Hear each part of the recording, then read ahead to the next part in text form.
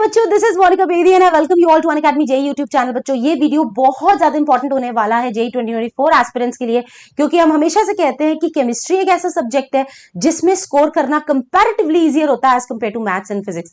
तो यार, क्या अब भी हम अगर फुल ऑन डिसिप्लिन तरीके से पढ़ाई करें तो हम 99 परसेंटाइल केमिस्ट्री में बना सकते हैं कि अपने जेई मेंस के जनवरी अटेम्प्ट में ही? तो मेरा जवाब है हाँ, बिल्कुल बना सकते हैं। लेकिन इस वीडियो को ना बिल्कुल एंड तक देखना और कुछ चीजें जो मैं बताने वाली हूं इंश्योर करना कि आप अपनी तैयारी उस तरीके से कर रहे हैं। मैं स्टार्ट करती हूं इस वीडियो को। सबसे पहले, आज की डेट में आपके पास क्या क्या किताबें होनी चाहिए फॉर केमिस्ट्री? नहीं है तो खरीद लाओ, है तो सामने रख दो। अपना जो भी आपका बुक शेल्फ है उसमें सामने सामने सजा के रख दो, क्योंकि वहीं से निकाल के आपको पढ़नी है। सबसे पहले ऑर्गेनिक के लिए आपके पास या तो हिमांशु पांडे होनी चाहिए, बहुत अच्छी किताब है, या एमएस चौहान होनी चाहिए, या फिर डॉक्टर सोनल राजू की जो बुक आई है that is also very good. ठीक है, तो इनमें से कोई किताब आप जरूर इसका अरेंजमेंट करें। एंड साथ ही साथ आपके पास कोई अच्छी पीवाईक्यू का कोई अच्छा पब्लिकेशन ले लो। दिशा पब्लिकेशन के बहुत अच्छे पीवाईक्यूज आते हैं और भी बहुत सारे पब्लिकेशन होते हैं, बट पीवाईक्यूज का होना बहुत ज्यादा जरूरी है। सेकेंडली, इनऑर्गेनिक में बहुत ही खतरनाक टाइप की किताब आती है जो आपके पास होनी चाहिए,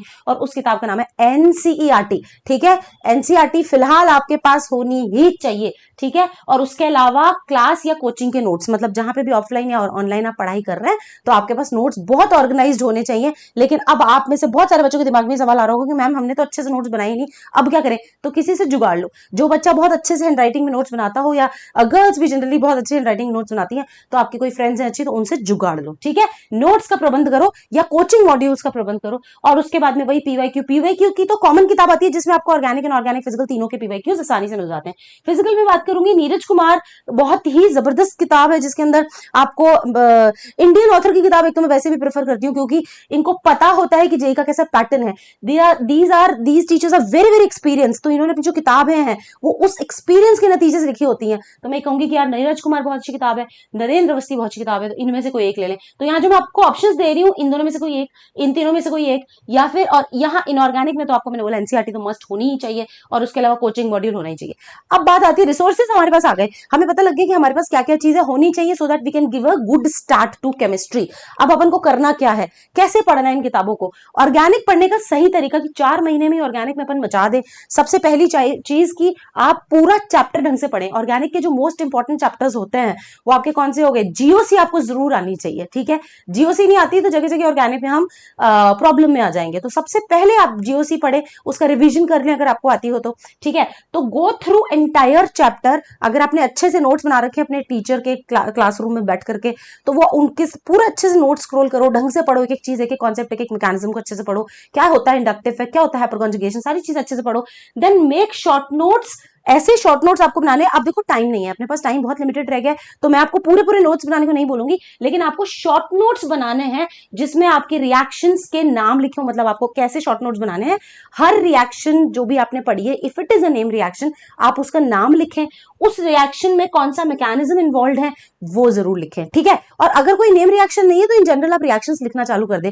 जनरली हमारे चैप्टर्स में क्या होता है, ऑर्गेनिक के चैप्टर्स में प्रिपरेशन होती है, देन केमिकल प्रॉपर्टीज होती है।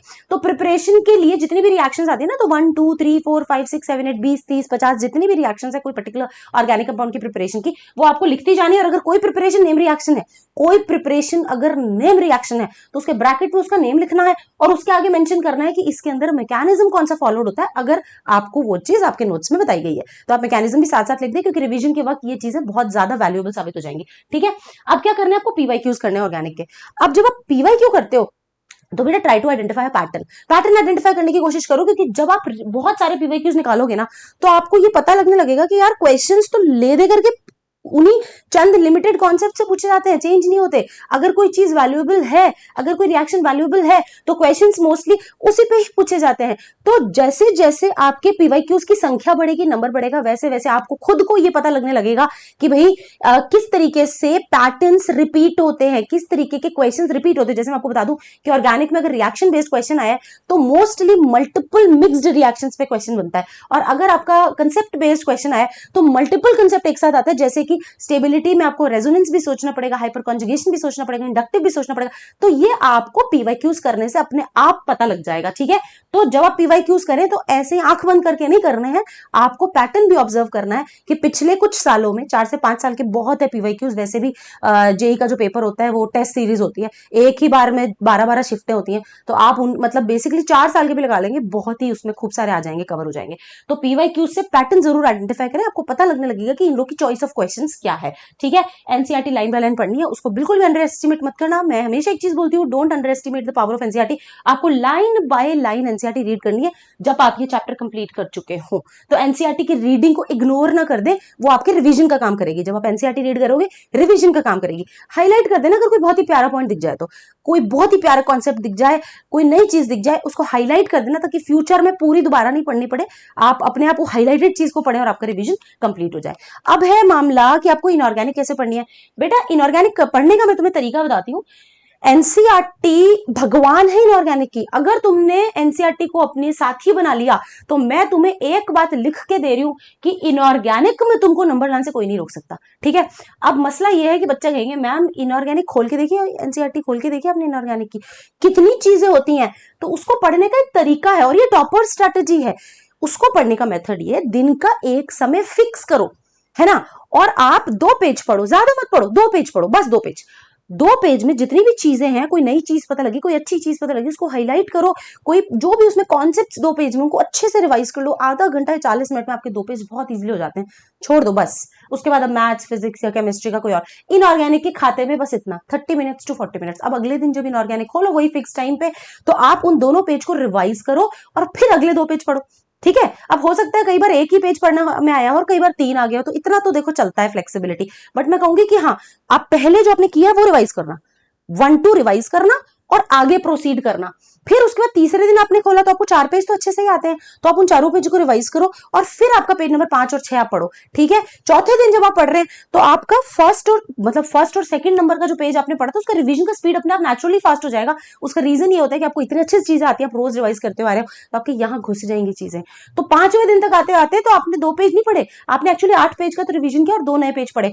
तो आपको ये काम 1.25 घंटे से ज्यादा नहीं लगेगा। लेकिन आप बेटा जब चैप्टर खत्म करोगे तो आपको ये तक पता होगा कि कौन सा कॉन्सेप्ट एनसीईआरटी के कौन से पेज के कौन से पैराग्राफ में लिखा हुआ है। This is the proper method to study inorganic. अगर इनऑर्गेनिक के लिए कोई आपने मुहूर्त निकाल लिया ना कि आज सुबह बैठूंगा और रात को इनऑर्गेनिक की किताब बंद करूंगा, मैं ये बता दूं कि इनऑर्गेनिक इस तरीके से नहीं पढ़ी जाती। इनऑर्गेनिक में सुबह बैठे माइंड का एक लेवल होता है, सैचुरेशन लेवल होता है, चीजें बहुत सारी है इनऑर्गेनिक में, तो आप आधी दोपहर तक ही परेशान हो जाएंगे एंड देन अगली बार उसको पढ़ने का मुहूर्त ही नहीं निकालेंगे। आप कहेंगे तो बड़ा बकवास सब्जेक्ट है, कुछ और पढ़ लेते हैं। इसीलिए इसका सही तरीका यही है। क्लास नोट्स या कोचिंग मटेरियल के नोट्स आप जरूर रेफर करें एनसीईआरटी के साथ साथ, ठीक है। और पीवाईक्यूज फिर मैं कहूंगी कि बहुत मस्ट है, क्योंकि पीवाईक्यूज से आपको पता लगेगा कि आपने जो चीजें पढ़ रहे हो वो कैसे कैसे क्वेश्चंस उसमें से बन के आ रहे हैं। आप टॉपिक वाइज या फिर चैप्टर वाइज पीवाईक्यूज अटेम्प्ट करें अभी के लिए, ठीक है, फॉर द नेक्स्ट 2 मंथ्स। आगे मैं बढ़ती हूँ, फिजिकल पढ़ने का सही तरीका क्या है। पूरा चैप्टर ढंग से पढ़ लें, ठीक है। उसके बाद फॉर्मूला लिस्टिंग करें। फॉर्मूला लिस्टिंग फिजिकल केमिस्ट्री में मस्ट होती है। आपने केमिकल काइनेटिक्स पढ़ लिया, केमिकल काइनेटिक्स इन मीन 6-7 फॉर्मूले पे टिका है पूरा, बाकी तो सारी प्रैक्टिस है। तो क्यों नहीं हम एक ऐसी छोटी सी पतली सी डायरी बना लें, जैसे कि ये डायरी है, इस तरीके की कोई डायरी बना लें, ठीक है।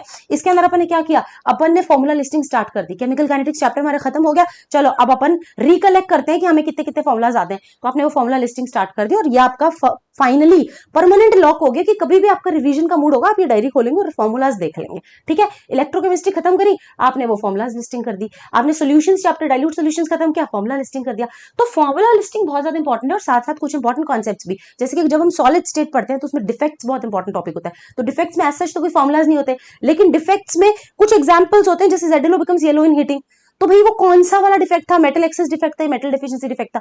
तो आपने क्या लिखा, ZnO becomes yellow on heating और ब्रैकेट में टाइप ऑफ डिफेक्ट मेंशन कर दिया। तो थ्योरी के नोट्स, शॉर्ट नोट्स बनाने का तरीका तो ये है, जितना हो सके छोटे कंपाइल्ड नोट्स होने चाहिए और फॉर्मूला लिस्टिंग साथ साथ कर दी। आपकी पूरी फिजिकल 15 से 20 पन्नों में सिमट जाएगी। जब मर्जी आई 1 घंटे में फिजिकल पूरी रिवाइज हो जाएगी। इस स्थिति में आप आ जाएंगे, ठीक है।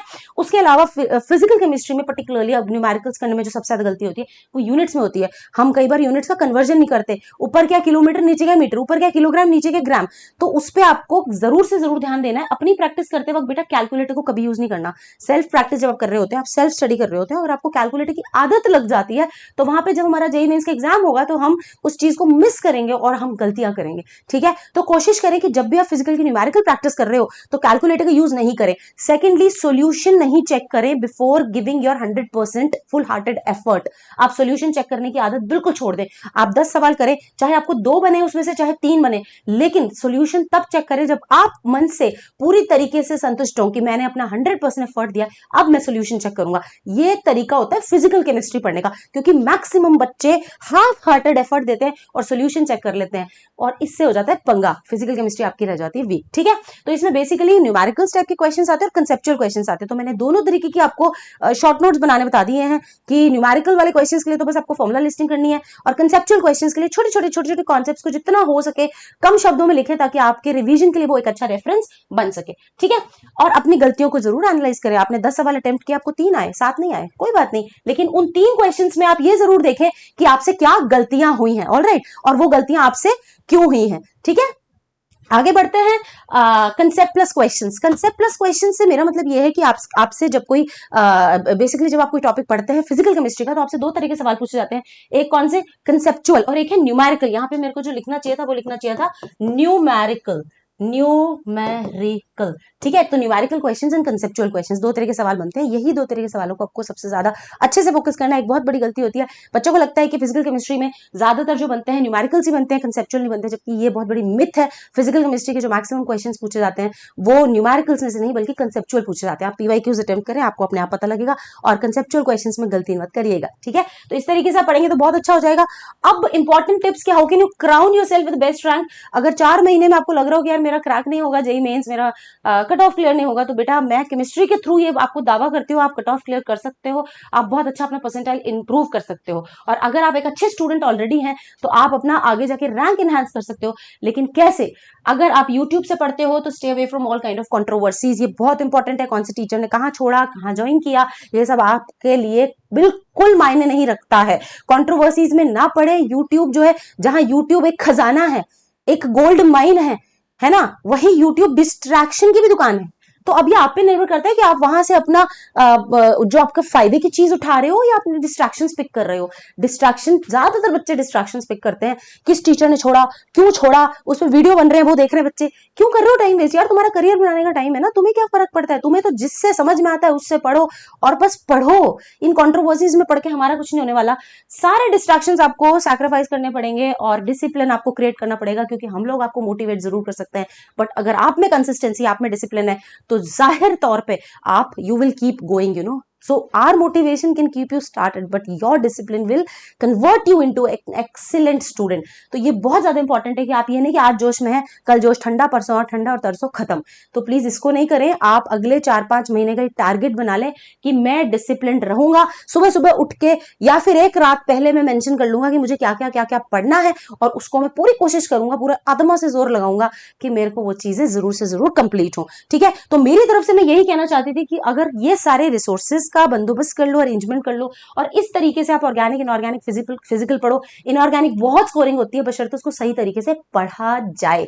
ठीक है, तो केमिस्ट्री से आप अपनी परसेंटाइल को, ओवरऑल परसेंटाइल को जबरदस्त तरीके से इंप्रूव कर सकते हैं, ये मेरा दावा है। ठीक है, आगे मैं बढ़ती हूँ। ये कुछ रैंक्स हैं, लेकिन रैंक्स लाने के लिए, सिलेक्शन इंश्योर करने के लिए पूरी हिम्मत आप में होनी चाहिए, जज्बा होना चाहिए, जुनून होना चाहिए, तब सिलेक्शन होता है। बाकी तो बेटा देखो, 12 लाख बच्चे तैयारी कर रहे हैं और हर बच्चा तो तैयारी कर रहा है, वो सिलेक्ट नहीं होता। तो जो सिलेक्ट होता है उसमें कुछ तो खास बात होती है। अब आप अपने आप से पूछिए कि क्या आप में वो खास बात है या नहीं, और अगर नहीं है तो क्या अगले 4 से 5 महीने आप अपने आप में वो खास बात ला सकते हैं कि नहीं। ठीक है, क्योंकि करियर तो हम सभी को बनाना है। ऑलराइट, आगे मूव करते हैं। जेईई 2024 एस्पिरेंट्स के लिए ड्रॉपर बैच हमारा आया हुआ है ना। इसके अंदर कुछ ऑफर्स चल रहे हैं, आप देख सकते हैं। उड़ान कोड यूज करके इस लिंक के थ्रू आप सब्सक्रिप्शन ले। ड्रॉपर्स बैच में काफी ज्यादा प्रैक्टिस चल रही है, तो आप इसका हिस्सा जरूर बने। एंड देखिए, यहाँ पे सारे फीचर्स हैं, जैसे नोट्स आपको मिल जाते हैं, उसके अलावा लाइव एंड रिकॉर्डेड लेक्चर्स की आपको एक्सेस मिलती है। Mains and advance level computer based test होते हैं, और सिलेबस अक्टूबर एंड तक कंप्लीट होने की बात है। योद्धा यलगार के ये फीचर्स है, मैं आगे से हट जाती हूँ। इसका इस लिंक के थ्रू आपको यहाँ पे एडमिशन लेना है। योद्धा हमारा 12th के बच्चे हैं और यलगार 4 हमारे 11th के बच्चे हैं जो कि 2025 एस्पिरेंट्स हैं, ठीक है। Next is Unacademy the IIT JEE learning festival, जिसके अंतर्गत आप 16 से 19 जुलाई के बीच में अगर अप्लाई करते हैं, रजिस्टर करते हैं, तो आपको 7 डेज का फ्री ट्रायल दिया जाएगा, प्लस सब्सक्रिप्शन का, प्लस प्लेटफॉर्म का। एक बार आइए तो सही, एक्सपीरियंस करिए तो सही कि कैसा होता है, प्लस क्यों इतने सिलेक्शन अनअकैडमी प्लस से निकलते हैं, ठीक है।